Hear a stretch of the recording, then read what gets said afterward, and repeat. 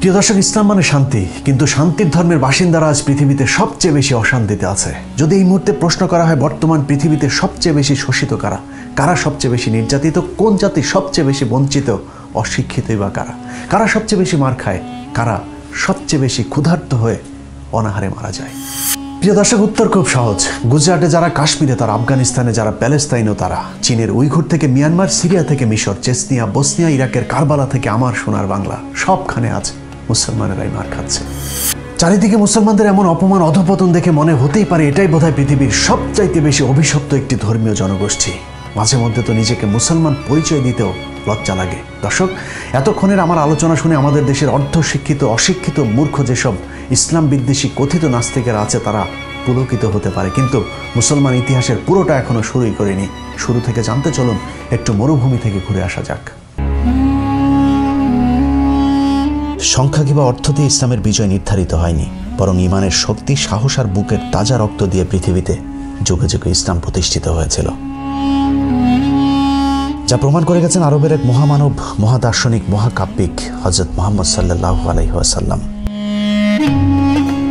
শত হাজার লক্ষ মানুষের প্রয়োজন হয় না, একজন মানুষ কিভাবে পুরো পৃথিবীকে বদলে দিতে পারে তার প্রমাণ তিনি নিজেই। রাম রহিমের গল্প কিংবা উপন্যাস নয়, মাত্র আজ থেকে 1450 বছর আগে তিনি যা করে গেছেন তার বাস্তব প্রমাণ এখনো পৃথিবীতে বিদ্যমান। মক্কার সবার কাছে প্রিয় আলামিন খেতাবধারী মানুষটা নবুয়ত লাভের পর রাতারাতি সকলের শত্রুতে পরিণত হয়ে গিয়েছিলেন। শুধু রাসূল সাল্লাল্লাহু আলাইহি ওয়াসাল্লাম নয়, পৃথিবীতে যুগে যুগে যত নবী রাসূল এসেছেন সবাইকে দিন প্রচার করতে গিয়ে নির্যাতন সহ্য করতে হয়েছে। হযরত মুহাম্মদ সাল্লাল্লাহু আলাইহি ওয়াসাল্লামের প্রিয় জন্মভূমি মক্কায় দিন প্রচার করতে গিয়ে যখন বাধার সম্মুখীন হলেন, এমনকি মৃত্যু ঝুঁকি আসতে থাকলো, তখন আল্লাহর নির্দেশে তিনি হিজরত করলেন মক্কা থেকে মদিনায়। মক্কার মদিনা নাম শুনলে অনেকের হয়তো মনে হতে পারে এই গ্রাম থেকে ওই গ্রাম। বাস্তবে মক্কা থেকে প্রায় 450 কিলোমিটার দূরত্বে হিজরত করতে হয়েছিল হযরত মুহাম্মদ সাল্লাল্লাহু আলাইহি ওয়াসাল্লামকে। মক্কার কাফেররা হযরত মুহাম্মদ সাল্লাল্লাহু আলাইহি ওয়াসাল্লাম এবং তিনার সাহাবীদের অবস্থান জানার পর তিনাদেরকে হত্যার পরিকল্পনা করেন। সৌদি আরবের বর্তমান বদর শহরের কাছে তৎকালীন বদর উপত্যকায় এক অসম রক্তক্ষয়ী সংঘর্ষ বাধে। অসম বলার কারণ হচ্ছে হযরত মুহাম্মদ সাল্লাল্লাহু আলাইহি ওয়াসাল্লামের নবুয়ত লাভের পর প্রথম সেই যুদ্ধে কাফেরদের সংখ্যা ছিল প্রায় 1000-এরও বেশি, আর মুসলিম সৈন্যের সংখ্যা ছিল মাত্র 300 জন। অবশ্য কোনো কোনো ইতিহাসে এর সংখ্যা উল্লেখ করা হয়েছে 317। বদর প্রান্তরে 624 খ্রিস্টাব্দের 13ই মার্চের সেই যুদ্ধ আজকের মুসলমানদের জন্য জ্বলন্ত এক উদাহরণ। দুই দলের মধ্যে যুদ্ধ শুরু হবার আগে কাফেররা যখন দেখল তাদের চাইতে নিতান্তই কম সংখ্যক সৈন্য নিয়ে মুসলমানেরা যুদ্ধ করতে এসেছে, তখন কাফেররা ঠাট্টা করে মুসলমানদেরকে বলল, আমরা প্রথমে আমাদের 3 জন যোদ্ধাকে পাঠাচ্ছি, দেখি সাহস থাকলে তোমরা তোমাদের সেরা 3 জন যোদ্ধাকে পাঠাও। এইদিকে 317, ওইদিকে 1000 দেখে সাহাবীরা ঘাবড়ে যাননি, বরং কাফেরদের দেয়া চ্যালেঞ্জ গ্রহণ করে সাথে সাথে এগিয়ে যান মুসলিম 3 বীর যোদ্ধা। কাফেরদের পক্ষে উজবা বিন রাদিয়া, সাইবা বিন রাবিয়া, আল ওয়ালিদ ইবনে উতবার মতো তৎকালীন সময়ের রণকৌশলে পারদর্শী 3 শ্রেষ্ঠ যোদ্ধার সামনে মুহূর্তেই দাঁড়িয়ে যান মুসলিম 3 যোদ্ধা, ওবায়দা বিন হারিস, হামজা বিন আব্দুল মুত্তালিব এবং আলী ইবনে আবু তালেব। একের পর এক কাফেরদের 3 জনকে হত্যা করার পর কাফেররা সম্মিলিত আক্রমণ করে মুসলমানদের উপর।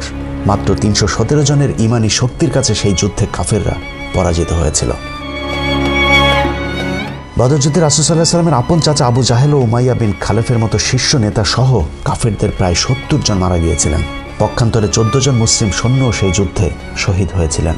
তখনকার সময়ের অত্যাধুনিক সমরাস্ত্র সজ্জিত বিশাল বাহিনীর সামনে নিশ্চিত মৃত্যু জেনেও বদরের যুদ্ধে তিনারা শহীদ হয়েছিলেন বলেই অন্য যে কোনো যুদ্ধের শহীদদের চাইতে তিনাদের মর্যাদা সবচেয়ে বেশি। প্রিয় দর্শক, যে এভাবে শত হাজার লক্ষ মুমিনের পবিত্র রক্তের বিনিময়ে পৃথিবীতে ইসলাম প্রতিষ্ঠিত হয়েছে। এক সময়ের খেজুরের পাতায় ঘেরা জরাজীর্ণ মসজিদগুলোতে আমরা চাকচিক্যতা এনেছি, ছোট্ট কৌটায় ভরা পবিত্র আতরের বদলে আমরা নামি দামি ব্র্যান্ডের পারফিউম পেয়েছি, কিন্তু হারিয়ে ফেলেছি ওমর আলীদের সেই ইমানি শক্তি। বেঈমানি এখন মুসলমানদের রক্তে মিশে গেছে। মাত্র 317 জন সৈন্য নিয়ে 1000 কাফেরের বিরুদ্ধে যুদ্ধ করা মুসলমান এখন সংখ্যায় 16 কোটি হলেও জিম্মি হয়ে আছে মাত্র কয়েকজন পুলিশের কাছে। বদরের সে বিজয়ের পর মুসলমানদেরকে আর পেছন ফিরে তাকাতে হয়নি। রাসূল সাল্লাল্লাহু আলাইহি ওয়াসাল্লামের 23 বছরের নবুয়তি জীবনের পুরোটাই অভাবনীয় গতিতে ইসলামের প্রসার ঘটেছে আরব ছাড়িয়ে এশিয়া, আফ্রিকা পর্যন্ত। ইংরেজি 636 সালের 8 জুন রাসূল সাল্লাল্লাহু আলাইহি সাল্লামের পৃথিবীর জীবনের সমাপ্তি ঘটলেও ইসলামের প্রবৃদ্ধি থামেনি। 636 থেকে 634 খ্রিস্টাব্দ পর্যন্ত হযরত আবু বকর রাদিয়াল্লাহু তাআলা আনহু ইসলামের প্রথম খলিফা নিযুক্ত হন। 634 খ্রিস্টাব্দে আবু বকর রাদিয়াল্লাহু তাআলা আনহুর মৃত্যুর পর হযরত ওমর আল খাত্তাব রাদিয়াল্লাহু তাআলা আনহু ইসলামের দ্বিতীয় খলিফা নিযুক্ত হন। রাসূল সাল্লাল্লাহু আলাইহি সাল্লামের পর হযরত ওমরের যুগ ছিল ইসলামের সবচেয়ে স্বর্ণযুগ। তিনার সময় ইসলামের প্রসার ঘটেছিল ঝড়ো বেগে। ওমর রাদিয়াল্লাহু তাআলা আনহুর হাত ধরে একের পর এক দেশ মুসলমান শাসনের অধীনে আসতে থাকে। খেলাফতের দায়িত্ব নেওয়ার প্রথম বছরে হযরত ওমরের হাত ধরে আজনউদ্দিন যুদ্ধে জয়লাভ করে মুসলমানেরা। একই বছরে সিরিয়ার দামেস্ক পর্যন্ত চলে যায় খেলাফত শাসনের সীমানা। পরের বছর ফালের যুদ্ধে তৎকালীন বেইজেন্টাইন নিয়ন্ত্রিত প্যালেস্তাইন যোদ্ধাদের পরাজিত করেন মুসলমানেরা। 636 খ্রিস্টাব্দের 15 আগস্ট শুরু হওয়া 6 দিনব্যাপী ইয়ারমুখের যুদ্ধে জয়লাভ ছিল মুসলমানদের জন্য অত্যন্ত তাৎপর্যপূর্ণ। বর্তমান সিরিয়া জর্ডান সিরিয়া ইসরায়েল সীমান্তে অবস্থিত ইয়ারমুখ নদীর তীরে এই যুদ্ধে পরাজয়ের মধ্য দিয়ে মূলত মধ্যপ্রাচ্যে বেইজেন্টাইন সাম্রাজ্যের মেরুদণ্ড ভেঙে যায়। 637 সালে ভূমধ্য সাগরের পূর্ব অঞ্চল থেকে বেইজেন্টাইন সাম্রাজ্য পুরোপুরি নিয়ন্ত্রণ হারালে পুরো মধ্যপ্রাচ্য জুড়ে মুসলমানদের খেলাফত প্রতিষ্ঠিত হয়। 640 সালে আর্মেনিয়া বিজয় করেন মুসলমানেরা। 642 সালে আলেকজান্দ্রিয়াও খেলাফতের অধীনে চলে আসে। ইসলামের একের পর এক বিজয়ের একই সাথে চলেছে মুসলমানদের বিরুদ্ধে ষড়যন্ত্র। 644 সালে হযরত ওমরের অনাকাঙ্ক্ষিত মৃত্যুর পর তৃতীয় খলিফা হিসেবে দায়িত্ব নেন হযরত ওসমান রাদিয়াল্লাহু তাআলা আনহু। একের পর এক ষড়যন্ত্রে খলিফাদের মৃত্যু হতে থাকলেও ইসলামের মৃত্যু হয়নি, বরং তা সম্প্রসারিত হতে থেকেছে। আরব থেকে মুসলিম শাসনের জনপ্রিয়তা পায় ইউরোপ পর্যন্ত। 649 সালে হযরত ওসমানের সময় মুসলমানেরা সাইপ্রাস দখল করে। 651 সালে সাসানিয়ান সাম্রাজ্য দখলে আসে মুসলমানদের। এভাবে একের পর এক সাম্রাজ্য দেশ মহাদেশ মুসলমানদের দখলে আসতে থাকে। 654 সালে হযরত ওসমানের মৃত্যুর পর হযরত আলী রাদিয়াল্লাহু তাআলা আনহু খলিফা নিযুক্ত হন। হযরত আলী রাদিয়াল্লাহু তাআলা আনহুর খেলাফতের ব্যাপ্তিকাল ছিল মাত্র 6 বছর। তবে অল্প সময়ের মাঝেও বেশ কিছু বিজয় লাভ করে মুসলমানেরা। তিনার সময়ে মুসলমানদের সাথে বেইজেন্টাইনদের ঐতিহাসিক চুক্তি সম্পন্ন হয়। প্রিয় দর্শক, দেশে দেশে সুশাসনের মতো জ্ঞানের রাজ্য একসময় শাসন করেছে মুসলমানেরা। চিকিৎসা, পদার্থ, জ্যোতির্বিদ্যা, রসায়ন সহ জ্ঞান বিজ্ঞানের এমন কোনো শাখা নেই যেখানে মুসলমানেরা নেতৃত্ব দেয়নি। ইংরেজি 632 থেকে 1200-1300 সাল পর্যন্ত মুসলমানদের ইতিহাস, আর 1900-2021 সালের ইতিহাস পুরোই উল্টো। ইহুদি খ্রিস্টানেরা যখন মহাশূন্য জয় করছে, মুসলমানেরা তখন ফতোয়া দিচ্ছে টেলিভিশন দেখা হারাম। ওয়াজ মাহফিলগুলোর একটা বড় অংশ জুড়ে থাকে মেয়েদেরকে পর্দায় রাখার আলোচনা। মুসলমানেরা শিক্ষা গবেষণা বাদ দিয়ে এখন আল কায়দা IS তৈরি করে মানুষ হত্যা করছে। অথচ ইসলাম কখনোই নিরীহ মানুষ হত্যা করাকে সমর্থন করে না। তারপরেও এরকম কিছু পথভ্রষ্ট বিপদগামীদের কারণে মুসলমানেরা এখন পশ্চিমা বিশ্বের কাছে জঙ্গি নামের প্রতিষ্ঠিত। যে মুসলমানের জ্ঞান বিজ্ঞান নিয়ে করা গবেষণার উপর আজকের আধুনিক সভ্যতা দাঁড়িয়ে আছে, সেই মুসলমানেরা তাদের পূর্বসূরীদের দেখানো রাস্তা ভুলে ভুল পথে হাঁটতে শুরু করেছে। আজকের মুসলমানদেরকে দেখে যারা ইসলামকে বিচার করে, তাদের কাছে মুসলমানদের অতীত ইতিহাস একেবারেই অজানা। জ্ঞান বিজ্ঞানের কোথায় ছিলেন না মুসলমানেরা? চিকিৎসা, জ্যোতিষশাস্ত্র, পদার্থ, রসায়ন, জীববিজ্ঞানের সকল শাখায় একসময় মুসলমানেরা নেতৃত্ব দিয়েছেন সামনে থেকে। অসংখ্য এরকম মুসলিম বিজ্ঞানীদের মধ্যে উল্লেখযোগ্য হলেন আল জাবের। গণিতের ইতিহাসে একটি যুগান্তকারী উদ্ভাবক তিনি। বীজগণিতকে একটি স্বাধীন এবং সুশৃঙ্খল গণিতের শাখায় প্রতিষ্ঠিত করেছিলেন আল জাবের। আল জাবের থেকেই অ্যালজেব্রা শব্দটিকে তিনি নিজেই নির্বাচিত করেছিলেন।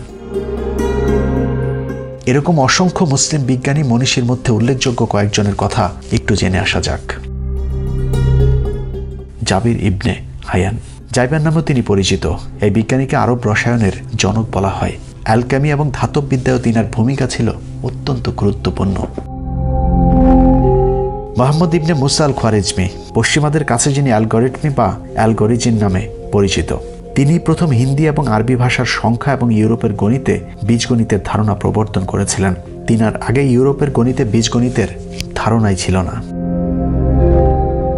ইবনে ইসাক আল কিন্দি, আল কিন্দুস বা আল ক্যান্ডাস নামেও পরিচিত তিনি। তিনি আরব দার্শনিক এবং বিজ্ঞানী যিনাকে মুসলিম দার্শনিকদের মধ্যে প্রথম সারির একজন হিসেবে বিবেচনা করা হয়।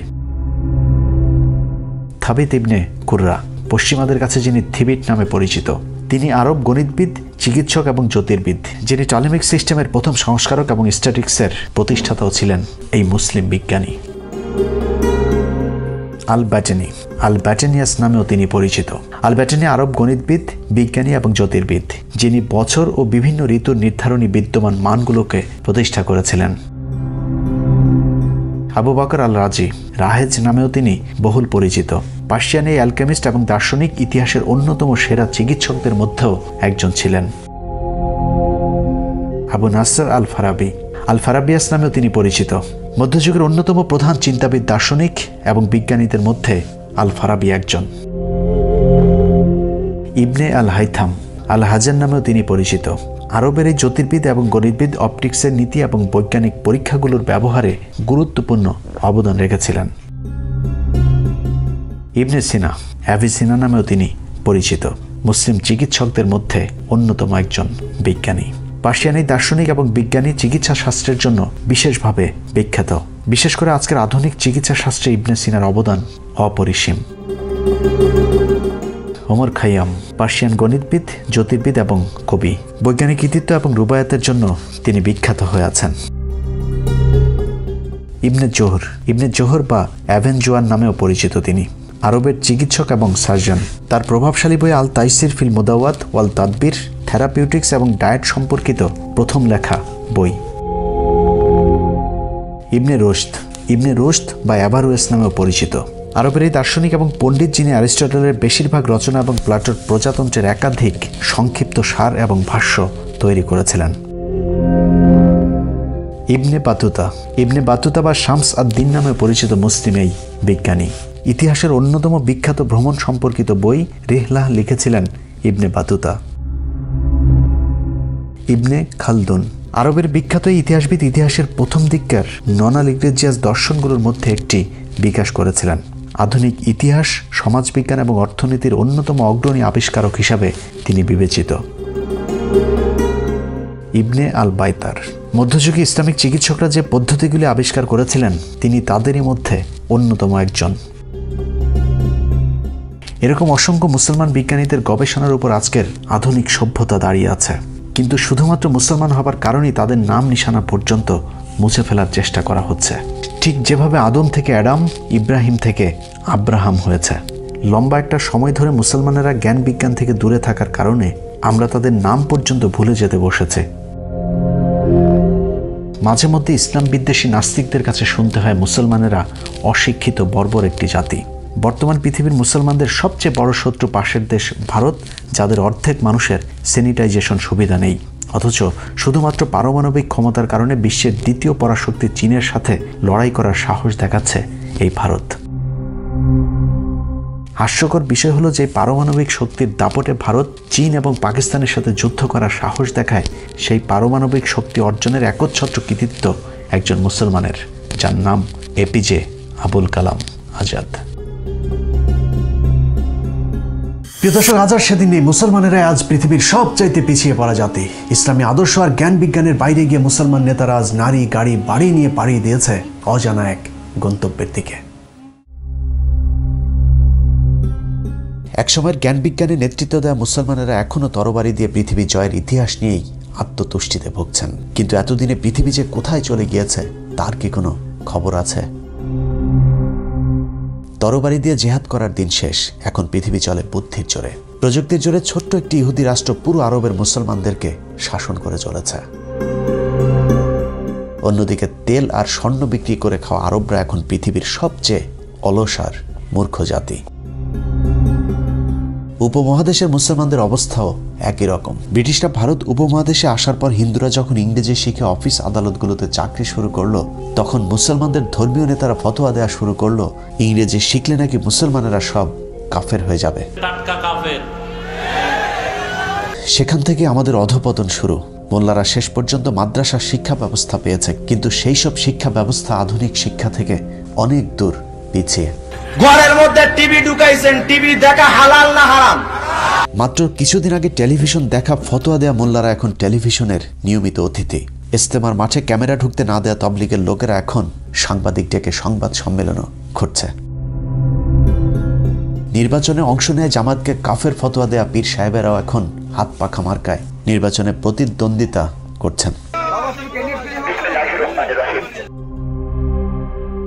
আমেরিকার বিরুদ্ধে সোশ্যাল মিডিয়াতে জেহাদ করা মৌলভীরা হয়তো জানেনই না ফেসবুক, ইউটিউবে সবকিছুরই নিয়ন্ত্রক আমেরিকা। সুতরাং জেহাদের চিন্তা বাদ দিয়ে মুসলমানদের উচিত নিজেদেরকে আগে সংশোধন করা। বাংলাদেশের মতো 85% মুসলমান অধ্যুষিত একটি দেশ, যে দেশের সংবিধানের প্রস্তাবনায় বিসমিল্লাহির রহমানুর রাহিম লেখা আছে খাতা কলমে রাষ্ট্রধর্ম ইসলামও, কিন্তু মুসলিম এই দেশে আজ মানুষকে নামাজ পড়তেও বাধা দেওয়া হয়। অথচ আমেরিকার এমন একটি মসজিদও নেই যেখানে তারাবির নামাজ বন্ধ করা হয়েছিল। অতএব মুসলমানদের শত্রু এখন আমেরিকা না, বরং মুসলমানেরা এখন মুসলমানদের সবচেয়ে বড় শত্রু। আমরা যারা মসজিদে আকসাতে ইসরায়েলি বাহিনীর হামলার বিরুদ্ধে কথা বলছি তারা হয়তো ভুলেই গিয়েছি মাত্র কয়েকদিন আগে বাইতুল মোকাররমের ঠিক একই কায়দায় হামলা করেছিল আওয়ামী লীগের সন্ত্রাসী বাহিনীরা, অথচ তারাও তো নামে মুসলমান।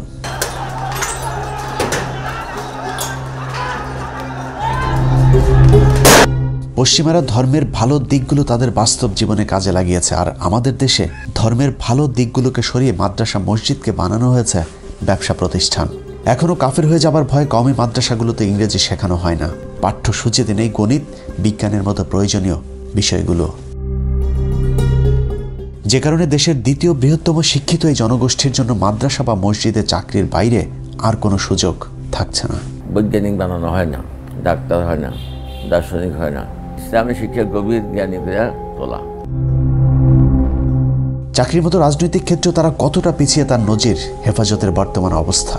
ভারতীয় গোয়েন্দা সংস্থা রয়ের ডিভাইড অ্যান্ড রোল পদ্ধতিতে বাংলাদেশের মুসলমানদেরকে ধ্বংসের যে মিশন হাতে নেওয়া হয়েছিল তা হয়তো তারা বুঝিয়ে উঠতে পারেনি।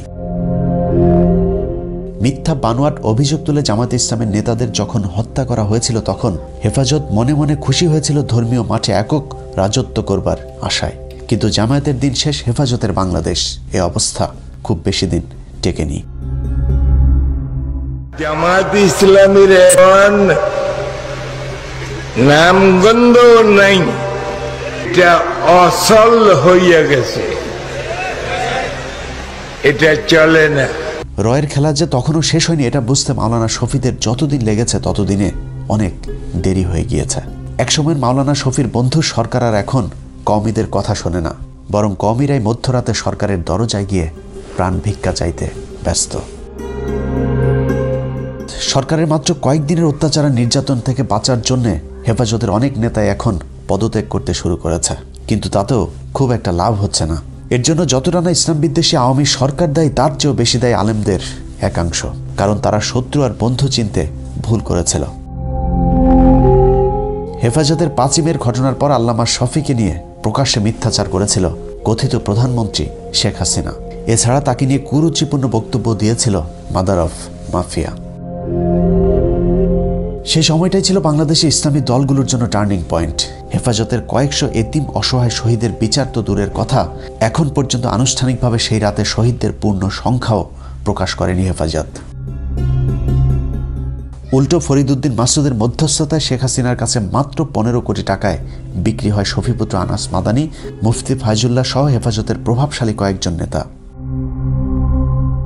বাবুনগরী কাশেমী সহ কয়েকজন নেতা অনড় থাকলেও তাতে লাভ হয়নি। বাবুনগরী পন্থীদের বাদ দিয়ে কওমি সনদের নামে 5 মের শহীদদের সাথে চরম বেইমানি করে খুনি হাসিনার সাথে হাত মেলায় শফি।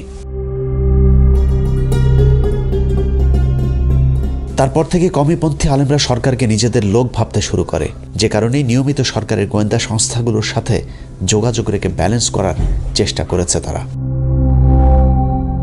এই মূর্তি সংস্কৃতিকে রুখে দেওয়ার জন্য গোটা বাংলাদেশ ব্যাপী তাওহীদি জনতা আবার শাপলা চত্বরে যাবে। কওমি আলেমদের বক্তব্যগুলো কখনো খুব গরম হয়েছে, আবার কখনো নরম। আমরা ডাক দেব বঙ্গবন্ধুর কন্যা শেখ হাসিনাকে ঘুম থেকে জাগ্রত করবার ডাক। মামুনুল হকেরা নরম থেকে গরম হলেও ভারতীয় ভ্যারিয়েন্ট হাসিনা সুযোগের অপেক্ষায় ছিলেন। অন্যদিকে মামুনুল হকের বিশ্বাস ছিল সরকার তো তাদেরই লোক, যে কারণে দেশের চরম মুহূর্তেও জনৈক নারীকে নিয়ে রিসোর্টে যেতেও সাহস পেয়েছেন। ভেতরে ভেতরে সরকারের জালে যে তারা বন্দী হয়েছে সেটা হয়তো তারা নিজেরাই জানত না। মামুনুল হকের দ্বিতীয় স্ত্রী কিংবা অবৈধ এক নারীর সাথে রিসোর্টের সময় কাটানোকে কেন্দ্র করে সংসদে পর্যন্ত আলোচনা হয়েছে। যত অপবিত্র কাজ করে আজকে ধরা পড়ে সোনারগাঁয়ে একটা রিসোর্টে, এখন সেটা ঢাকার জন্য নানা রকমের চেষ্টা। পার্লারে কাজ করে এক মহিলা। বিষয়টি দেখে মনে হয়েছে মামুনুল হক বাংলাদেশের একমাত্র প্রাণী যে কিনা এমন জঘন্য অপরাধ করেছে, অথচ যেই সংসদে দাঁড়িয়ে হাসিনা মামুনুল হকের বিরুদ্ধে কথা বলেছে সেই সংসদেই নারীবাজের অভাব নেই। মাত্র কয়েকদিন আগে ভাইরাল হয়েছিল চাকরির লোভ দেখিয়ে তারপর ময়মনসিংহের এক এমপি কিভাবে নারীকে ধর্ষণ করেছিল। তারও আগে বের হয়েছিল রাজশাহীর আরেক এমপির নারী কেলেঙ্কারির ভিডিও। এভাবে একটা মানুষের জীবন নষ্ট করে দিয়ে, যদি এক কথায় বলা হয় তাহলে সংসদে যতজন বসে আছে তাদের বেশিরভাগ নিজের স্ত্রীর চাইতে অন্য নারীর সাথে রাত কাটিয়েছে বেশি। সংসদে এরকম অনেক নারী সদস্য আছে যারা এক সময় 300 টাকায় অন্য পুরুষের মনোরঞ্জন করত। যে মিডিয়া মামুনুল হকের গোপন স্ত্রীদের তল্লাশিতে ব্যস্ত তাদের এরকম অনেক অশ্লীল কার্যকলাপের নমুনা সোশ্যাল মিডিয়াতে ছয়লাভ। মামুনুল হককে নিয়ে সবচেয়ে বেশি সোচ্চার থাকা মিথিলা ফারজানার সাথে মোজাম্মেল বাবুর অন্তরঙ্গ ছবিও ফাঁস হয়েছে অনেক আগেই। তারপরেও তাদের বিরুদ্ধে কোনো ব্যবস্থা কি এখন পর্যন্ত নেওয়া হয়েছে? অথচ মামুনুল হকের এক ঘটনাকে কেন্দ্র করে হেফাজতের শীর্ষ সব নেতাদেরকে আটক করা হয়েছে। যদি মনে করা হয় ধর্মীয় নেতা বলে তাদের বিরুদ্ধে ব্যবস্থা নেওয়া হয়েছে, সেটাও সঠিক নয়। কারণ চরমনাইপন্থী দুই কথিত আলেম হাফিজুর ও মিসবাহ দুজনেই অন্যের বউকে নিয়ে অনৈতিকভাবে সংসার করছে, কিন্তু তাদের বিরুদ্ধে সরকার নীরব। কারণ চরমনায় এখন সরকারের টোপ গেলা পরের শিকার। চরমনাইরা মনে করছে গোয়েন্দা সংস্থাগুলো তাদের আগামী নির্বাচনে প্রধান বিরোধী দল বানাবে, কিন্তু তাদের মনে রাখা উচিত মামুনুল হকের ঘটনা একটি উপলক্ষ্য মাত্র। বাংলাদেশকে ধর্মহীন রাষ্ট্র বানানোর পরিকল্পনা হাসিনা অনেক আগেই হাতে নিয়েছে। সেখানে চরমনায়েরও জায়গা হবে না, আজ হোক বা কাল। কারণটা মনে রাখতে হবে, হানাফি, শাফি, আহলে হাদিস, আহলে সুন্নাত নয়। ভারতের টার্গেট বাংলাদেশের মুসলমান। এক এক করে আমরা সবাই মার খাচ্ছি, কিন্তু একসাথে রুখে দাঁড়ানোর জ্ঞান কিংবা সাহস কোনোটাই আমাদের নেই। যে কারণে সামনের দিনগুলো বাংলাদেশের মুসলমানদের জন্য আরো বেশি ভয়ঙ্কর হয়ে উঠতে পারে। প্রিয় দর্শক, কেন এমন হলো? কেন মুসলমান মার খায়? কেন মুসলমান না খেয়ে মারা যায়? মাত্র 317 জন দিয়ে পৃথিবী জয় করা মুসলমানের সংখ্যা এখন 250 কোটি, যা পৃথিবীর দ্বিতীয় বৃহত্তম ধর্মীয় জনগোষ্ঠী। সংখ্যায় বেড়েছে কিন্তু হারিয়েছে সাহস। এক মুসলমান আজ আরেক মুসলমানের বিপদে বুক পেতে দিতে ভয় পায়, সুখ পায় অন্য মুসলমানের অসুখে। মুসলমানেরা আজ পৃথিবীতে সবচাইতে মুসলমানদের বড় শত্রু। নিজেদের এমন করুণ অধপতনের জন্য আমরা নিজেরাই দায়ী। কারণ সুন্নাত মানে আমরা এখন শুধু 4 বিয়ে করাকেই বুঝি, কিন্তু ইসলাম প্রতিষ্ঠার জন্য নিজের দাঁত ভাঙাও যে একটা সুন্নাত, সেটা আমরা ভুলে গিয়েছি। ইসলামের জন্য নিজেদের জীবন বিলিয়ে দিতে। আল্লাহর ঘর মসজিদ তৈরি করবার জন্য আমরা এখন ভিক্ষা করে টাকা তুলি, কুরবানির পশুর চামড়া তুলি আমাদের সন্তানদেরকে ইলমের দিন শিক্ষা দেবার জন্য। কিন্তু কখনো কি চিন্তা করেছেন, যেই দেশে শত শত হাজার হাজার প্রতিষ্ঠান সরকারের টাকায় চলতে পারে, সেই দেশে কেন মসজিদ মাদ্রাসা ভিক্ষা করে তারপর চলতে হবে? ভিক্ষা করে পৃথিবীতে ইসলাম প্রতিষ্ঠিত হয়নি। ভিক্ষা করে হয়তো কোনো রকম বেঁচে থাকা যায়, কিন্তু নিজের পূর্ণ অধিকার প্রতিষ্ঠায় লড়াই করতে হয়। তার জন্য প্রয়োজন ঐক্য। কে কোথায় হাত বাঁধে, কে বিশ্বাস করে কোন মাঝহাবে, কে হেফাজতি, কে জামাতি, এসব নিয়ে তর্ক করার সময় এটা না। 16 কোটি মুসলমানের দেশে রমজান মাসে বন্ধ হয়ে যাওয়া মসজিদ মাদ্রাসা যদি খুলতে হয়, তাহলে তালা ঝুলাতে হবে অত্যাচারী শাসকের হাতে। বর্তমান শ্বাসরুদ্ধকর পরিস্থিতি থেকে হতাশ হবার কিছু নাই। মুসলমান হয়ে জন্মেছে আর আমরা তো জন্মগতভাবেই সৌভাগ্যবান। ভারতীয় দালাল নব্য ফেরাউন হাসিনার বিরুদ্ধে এই যুদ্ধে সাময়িক পরাজিত মনে হতে পারে, কিন্তু শেষ হাসি তো আমাদেরই। কারণ আল্লাহ কোরআনে কথা দিয়েছেন, নিরাশ হও না, যদি তুমি মুমিন হও, বিজয় সুনিশ্চিত। আল্লাহ হাফেজ।